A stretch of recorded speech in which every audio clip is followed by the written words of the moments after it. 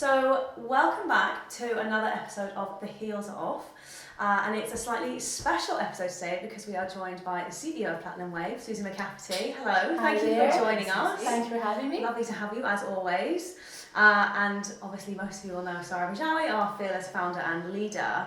So today is a really nice episode. It's one I'm really excited about. On Sunday it was International Women's Day, which is always worth celebrating. And to have two fantastic business leaders like yourselves who happen to be women, I always like to put that in second because the fact that you're business leaders is so important. And it must be a really special time for you guys. It must be a time that you're really proud to be women in business. Absolutely. I think it's really exciting.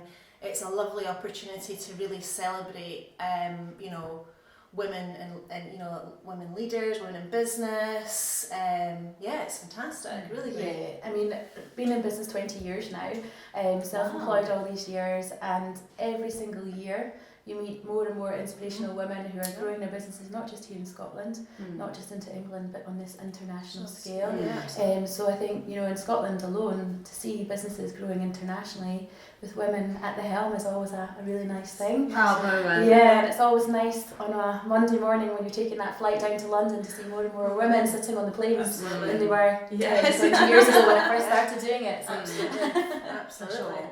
So that's amazing that you've been in business for 20 odd years. That's an amazing long time. Where would you say that your drive, your ambition, where does that come from? Well, I always say I'm the classic middle child, so I think that's got a lot to do with it. I don't care what anybody says.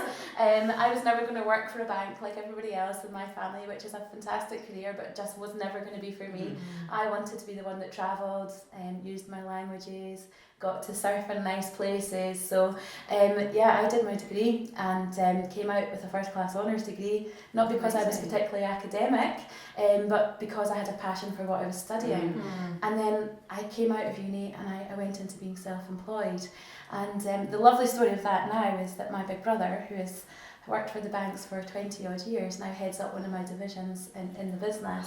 So it's that must nice. feel good. It's really, really nice. But yeah, so the inspiration came from being that middle child, I guess, a little bit more less fear. That personality trait that you're always told you've got is a little bit more boisterous, a little bit more out there, not scared to try new things, and that's what I did. So I guess my mum and dad have been a big inspiration in that, encouraging me to do whatever makes me happy, and they still do, even in my 40s. They're still saying, where is she now, which part of the world is she in now, what's she doing now, what business is she starting now. So to have that inspiration and that support, it's always been a really good thing. That is lovely. Lovely. To have that support system around you. Yeah. I think it's interesting what you say that to achieve a first class degree is incredible, but it's the core passion that is pushing you forwards. Not a lot of people know this, but also I joke that my dad got a first class honours degree with me because being that middle child who didn't want to study, sitting down doing assignments, getting them in on time, I'd be the one working up to the wire going, Dad, I've got to hand this in tomorrow. Help! It's a 3,000 word essay, I've got 6,000, can you help me cut it down? And my dad being in, having his own career, coming home late, helping me sit up till 4 a.m, cutting down assignments to half the size. So we joke about he got his first class honours as well, it was a team effort. Absolutely. Yeah. But I imagine you're quite looking forward to doing that same thing with your own children, right? Yeah, definitely. I think taking the time to see where you fit. I think that's how I've got on in business and just in life in general. Is I learned very young, know where you fit. If it's not a comfortable place to be, then don't go there. If it's so same as studying, I was never going to study economics or something like that. I was always going to do something more creative like languages or marketing. Same with clients. Don't work with business sectors you don't like, or clients that you don't think you'll click with, or running a business, if there's a skill set we need as we grow, you don't need to know it all. Take on people who know more than you, and know where you fit and know where they fit. So absolutely. Finding your individual space. Absolutely. Yeah. And then kind of same question to you, Sarra. Yours is obviously a journey. I find it very inspiring. We talk about it a lot in this building, but the fact that you started off in this office as a receptionist at school, and now you're here owning a business and, you know, running the building, where does that kind of, where did that come from, that drive, that ambition, that will to succeed? My drive and inspiration came from an early age also. I come from very humble beginnings, very working class, living week to week, you know, financially challenged upbringing, which was full of love and fun, and it was just a phenomenal upbringing, but it was hard, it was hard times.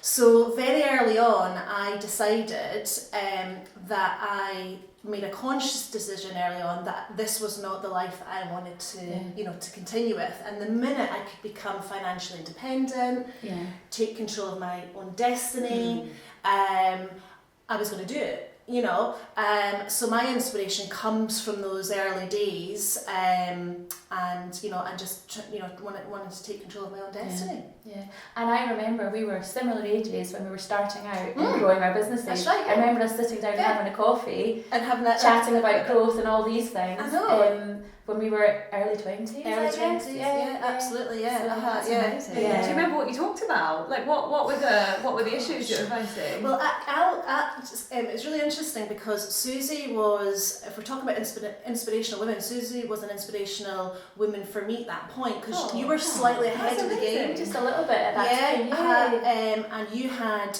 created success in franchising, and I was really interested in understanding Suzie's story and how she, you know, embarked on that franchising journey and what the learnings were, what the challenges were, the successes. And we had a coffee on George Street. And you were really generous with your time and your advice. So the conversation was a business conversation, and Suzie lending her advice and wisdom. At a very That's lovely. stage, We should recreate that conversation 20 Yeah, years on. I know. What you've achieved now. Yeah. Well, we've always checked in throughout that whole period, Absolutely, just chatting about business and life. We've What's had very similar journeys, I think. All along. absolutely, So, yeah. Love that. And then talking about kind of that inspirational women space, I know that you're, Suzie, sponsoring the International Women in Franchising Award, aren't you? And I know you won a similar award last year at the History on the Scotland Awards, which is an amazing accolade, so you know, congratulations thank on you that. very much. But I think most of us could say that there's a woman in our lives, whether we know them or we don't, who's provided a real source of inspiration. So who is that inspirational female figure for you? Do you know, this is a really difficult one because there isn't just one. It's It's a a lot of question, just one. So obviously there's women in business that you follow, and you know, and I followed various women figureheads through business, whether it's been people I've met through networking or people who've got, you know, more public profile. But actually, and then you've got your mum, your sister, your friends who all have had families and gone back to work and are still on the career ladder or started their own businesses or overcome ill health and come out the other side and, you know, kept fighting and being successful. But actually, genuinely, without sounding cliche, women in business in general juggle so much. You know, so do men, because it's all about equality and flexibility and flexible working nowadays. But actually, as women, if we're talking about women in business, we juggle a lot in a day, and I think we forget sometimes, you know, what we are juggling. It's not just business, it's not just teams, it's not just finances, it's not just family life. It's a lot, and I think in this day and age as well, there's a lot more demands on people generally. So I would say my inspiration genuinely, without sounding cliche, are other women who do what they do every day. Everyone's got a story about something that makes them who they are, you know? Absolutely. I think as well, one of the things that probably women more than men, I would say, one of the things that we have to juggle is the immense pressure that we put on ourselves. I think men tend to put less pressure on themselves, they're maybe a little bit less insecure, a little bit more confident in their core. Whereas I know personally, one of the biggest things I have to deal with every day is just like, oh, you're doing a shit job, you're not doing well enough, you're not, you know, you're not a good enough fiance, you're not being a good enough daughter, you're not doing well enough at work, and I think the pressure is probably one of the biggest things that we have to juggle. Do you know, one of the current topics I'm working on in franchising right now is, across networks, is women franchisees who are business owners but having babies. So they're Yeah. saying, well, I can't have mat leave because I've not got a job, I've got a career, I've got a business. Often they need to keep their business going because they're responsible for people's livelihoods, paying their own mortgages. But then how do you have a baby, get back to work within a few weeks, your brain, your hormones, everything's to pot, but you've still got a job to do and a responsibility to run a business. So I've been working with a number of networks recently, actually helping them to come up with programs for their franchisees to help them prepare for mat leave and make sure their businesses continue to grow, not just survive, continue to grow through putting structure, planning, thinking actually about as an opportunity rather than something that's going to be really difficult for them. Absolutely, no, absolutely. I think what's really interesting as well, and just highlighting what you just spoke about there, and you highlighted there, Georgia, is being vulnerable. We see, or I see vulnerability as a sign of strength. It's, I'm struggling here and I don't feel I'm the best version of myself in this space. But it's amazing. I think it's magical, especially when women come together and in a safe place and they share that vulnerability. It's so powerful. It's absolutely incredible to when they share and they support each other and connect and inspire each other. It's actually, it's powerful stuff. It's quite incredible. I do definitely agree, and it's something that it's a message that you've given me a lot over my time here, but it is one of these things that I do struggle with, because I do think, I don't know if it's a female thing or a young thing or just, an individual, but you do feel that if you're in a professional situation, you say, do you actually, I'm stuck, or do you know what, I know it's my job, but this isn't performing, or we're really struggling. That's a really hard thing to say, because then people think, wow, maybe she can't do her job, and and that comes with its own set of issues. So it's definitely something that I struggle with, and I know it's something that you're encouraging which is good, and I'm glad. I'd rather be in a place that they encourage you to be open than say, you've got to hold it back. But it is a struggle. It is. It's going back to what I said before about knowing where you fit. That's it. It's all about values and culture and putting yourself in environments where you feel you can be that person. And I'm a big believer in being human in business. It's all about people. And I know there's all the digital world and there's lots of ways you can communicate now without even having to meet somebody. Absolutely. But for me, business is still about the face-to-face, the treating people right, the values that are top down, all of that kind of thing. And one of those values, especially in this day and age with mental health and wellness and things like that, should always be about letting people know it's okay to say how you feel. Absolutely. There's nothing more refreshing than sitting in a one-to-one and sitting down with one of your team members and saying, how are you actually feeling? I think a lot of people are like, what do you mean, how am I feeling? I'm not going to tell you how I'm feeling. It's a big question. Actually, I think I've watched a number of people over the years, and people we mentored as well through our business, and sitting down, and after a period of time, you've watched them struggle for 6 months, and after a period of time they turn around and say, actually I'm not really okay. And then that's where I say, well, I'm glad you acknowledged that. I've seen this come out. This is a great place to start. That's fine to not be okay. Absolutely. Absolutely. So, it is very true. We're obviously in a business that is predominantly digital. We're talking about virtual services, so we definitely try very hard to maintain that human connection because it is so important. Definitely. And then kind of similar question to you, Sarra. Obviously last week you were on the panel at the Businesswomen Scotland Roadshow, all talking about women in business and all the inspirational leaders, which I suppose kind of puts you as an inspirational figure, which must be a lovely feeling. Yeah, it is. So who do you in turn look up to? I think, again, sort of touching on what Suzie said, there's not one person, and I think it changes in different circumstances and different times in your life. If it's business or pleasure. So everyone from, for me, Oprah Winfrey, right through to, I just had a one-to-one with a new recruit of ours here at Smart Pay, and as part of our social responsibility, we have an apprentice programme, and through that we will bring on people that have had barriers to work. And I've just sat with that particular individual who spoke to me about her particular barriers to work, and I am so inspired and so energized. You know, it's just incredible what she's overcome and how she's dealt with that and the situations and where she is now. So for me, it depends, anybody and everybody. And for me, I think my mum's a great inspiration. You know, single mum, 3 kids, you know, getting through day to day, week to week, and trying to harness and, you know, give these 3 lively children the best start in life was a real challenge for her. It would be for most people, and you know, and I think she did a great job. So my mum for sure, but there's no one standout person. It's a cocktail. Quite inspiration. It's about inspiration striking at the right time. Someone's story might not hit you in the right spot a year ago, but in the space you're in currently, it's just that story at that one time that really resonates. And I think when you're self-employed, you do seek that inspiration, because nobody taught me how to be self-employed. You know, That's a really good point, I came actually, into it very young, and you know, you don't learn that stuff at uni. No. So it's a case of you need to surround yourself by people who know more, who inspire you, who you can learn from. And even as I say, 20 years on, I'm still learning every day.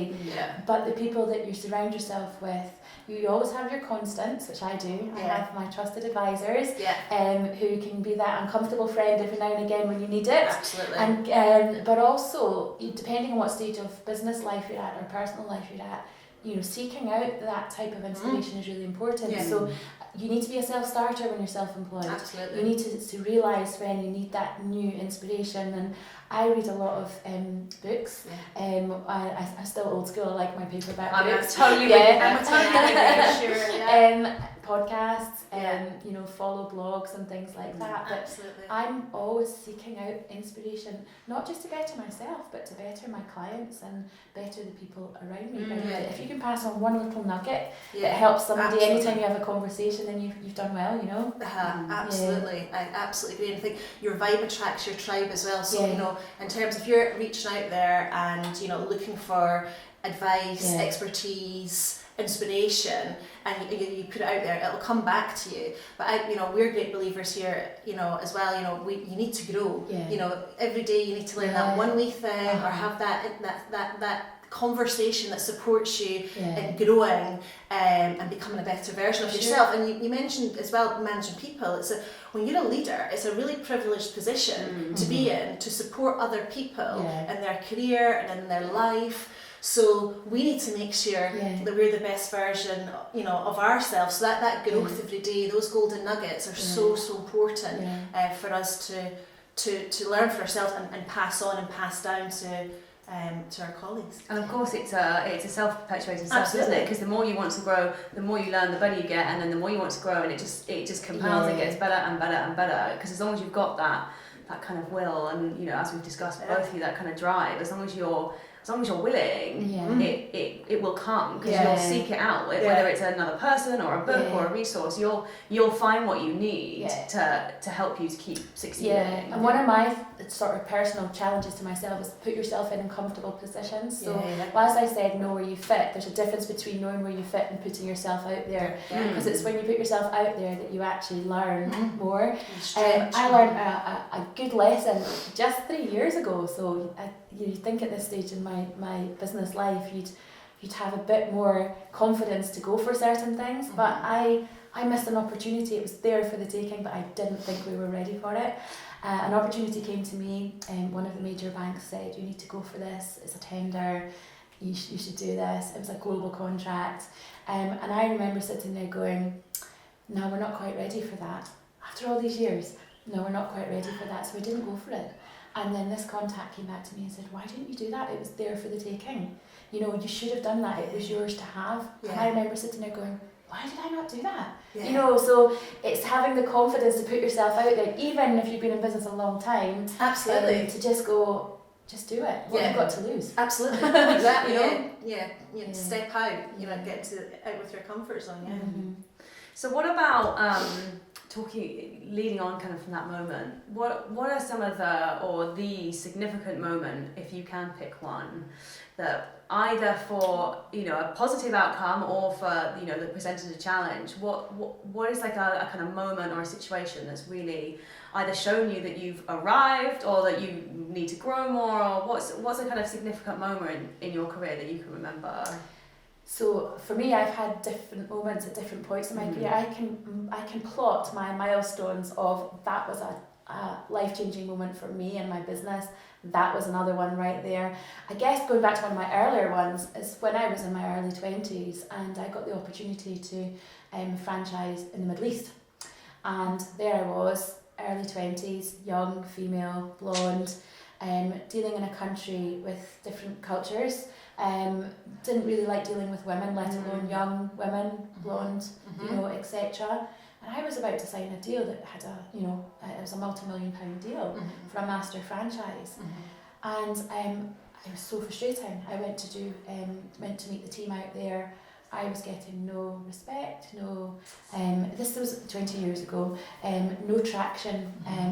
And I realised very quickly that I didn't know much about the culture and doing business in that market, and actually I had to change my behaviours, I had to bring additional members of the team and all those types of things. So that was a life-changing moment for me because I realised that, I adapted to that, I brought the resources I needed to that, and I signed that deal. So in my early 20s I signed this multi-million-pound deal in the Middle East, and yeah, so that was a life-changing moment because I was like, right, doing business internationally, it's not the same as doing it here. Of course it's not, but again, at early stages of being in business, you don't know what you don't know. So that was one for me. That must have been incredibly frustrating though for you out there, you know, on the cusp of this amazing deal and really struggling with barriers like that. Yeah, frustrating, but again, you learn from that. Doing business in other cultures, you've got to adapt. And, yeah, for sure. And so yeah, frustrating, but a good learning curve. So yeah, amazing. What about you, Sarra? Oh God, career-defining moment. Career-defining. The day you hired me. The day you hired you, absolutely. Gosh, yeah. Again, it probably one I get when I was much younger, and it was before I'd actually started my business. And it was more of an understanding of myself, my values, and I'd worked in a marketing agency, and it was time to move on. And there was this job advertised for the marketing agency to work for, if you wanted to have this marketing agency on your CV. So off I go to the agency, the recruitment agency who were advertising the job to get vetted, if you like, and they decided if I was going to go forward for the actual interview. And in the interview, I don't, for those of you who don't know me, I'm not academic at all. I didn't go to university. It's not a strength of mine at all, and it wasn't actually an opportunity financially for me then. And so off I go, and I'm being vetted by this recruitment agency, and it went really well.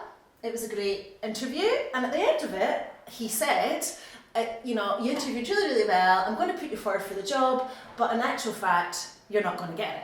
Oh really? And I said, why? all right, okay.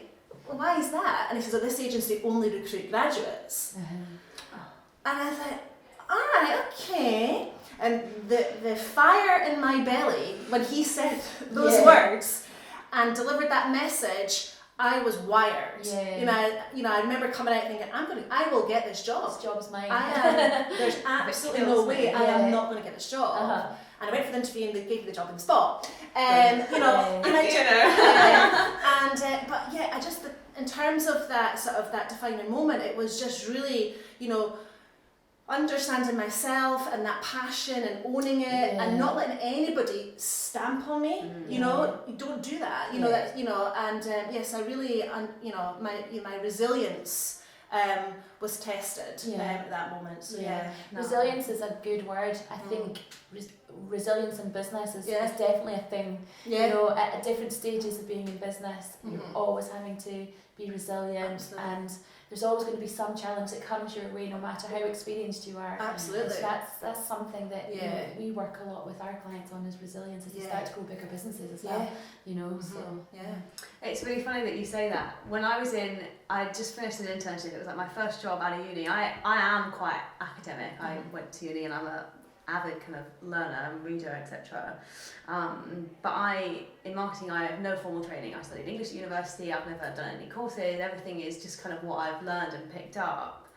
And I remember I was doing some work on a website for this company, and the CEO sent me a rather rude email basically being like, you've got no business touching our website, and you'll never get anywhere in marketing without a CIM diploma. And he sent me a link and he was like, so you're going to need to get one.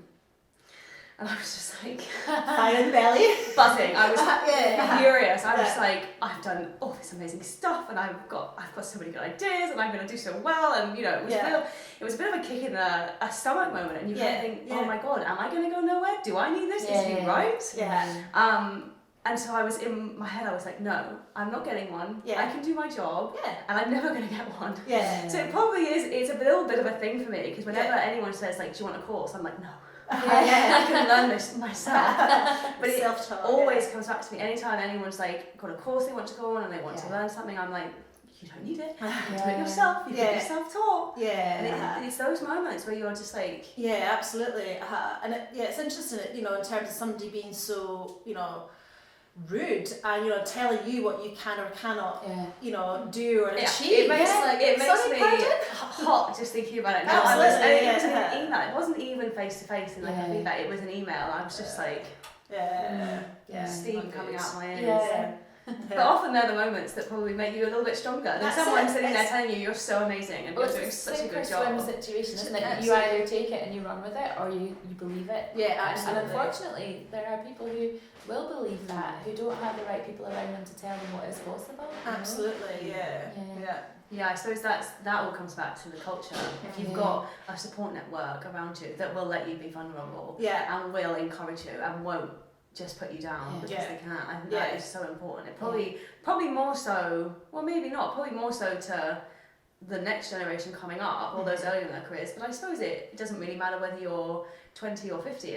You need to have someone telling you that you can do it. And the world is a very small place. And I've, the whole 6 degrees of separation, how you're 6 moves away from something. Absolutely. I've learned in all these years of building my networks, I'm 2 or 3 moves away, and that's because from being able to contact somebody I want to speak to. And that's because I've built a network of people around me that are good people, who are well connected, who are focused on the same things, who want to help like I want to help. And it's actually a really nice place to be. Absolutely. And authentic relationships as well. It's all very well people saying, I've got this incredible network, but if it's all kind of superficial and absolutely. That's not actually that is worthless to you. It's that authentic connection. That's when someone really does want to help. Definitely. So to close off, piece of advice time. So if you could give one piece of advice to women in business, whether young or old, what would it be? Suzie, we'll start with you. Just one. It could be a long one. Mine is everything is possible.